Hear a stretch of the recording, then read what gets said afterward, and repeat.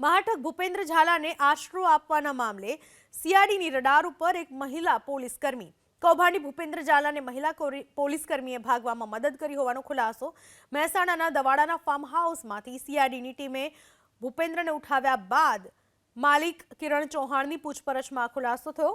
મૂળ મહેસાણા જિલ્લાની વતની અને હાલ સુરત ખાતે ફરજ બજાવતી એક મહિલા પોલીસકર્મી તેને ભાગવામાં સતત મદદ કરી રહી હોવાનો ચોંકાવનારો ખુલાસો થયો।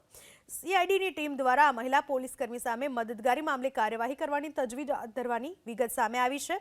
મહિલા પોલીસકર્મીએ ભૂપેન્દ્રને પોલીસથી બચાવવા માટે સતત તેના લાઈવ સંપર્કમાં રહીને મદદ કરતી હોવાનો ખુલાસો થયો છે। આ વિશે વધુ માહિતી આપવા આપણી સાથે જોડાઈ ચૂક્યા છે મારા સંવાદદાતા હારૂન નાગોરી। હારૂન, આ મહિલા પોલીસ કર્મચારી જે તેને મદદ કરતી હતી તેને લઈને શું જાણવા મળી રહ્યું છે?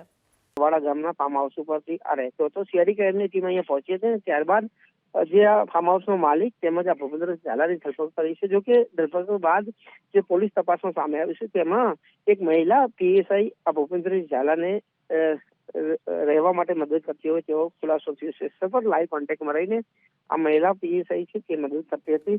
જો કે આ મહિલા પીએસઆઈ કોણ છે તે હજુ સામે નથી આવ્યું, પરંતુ જે રીતે તેનું નામ સામે નથી આવ્યું, પરંતુ જે રીતે પોલીસ આ મહિલા પીએસઆઈને લઈને ક્યાંક ને ક્યાંક કાર્ય કરવામાં લાગી છે। આ મૂળ મહેસાણા જિલ્લાની વતની છે અને હાલ સુરતમાં ફરજ બજાવશે તેવું પ્રાથમિક દ્રષ્ટિએ માહિતી મળી છે, પરંતુ આ મહિલા પીએસઆઈનું નામ શું છે તે હજુ સુધી સામે નથી આવ્યું છે। આભાર આપનો તમામ માહિતી બદલ। તો એક મહિલા પોલીસકર્મી જેણે ભૂપેન્દ્ર ઝાલાને ભાગવામાં મદદ કરી હોવાનું જાણવા મળી રહ્યું છે।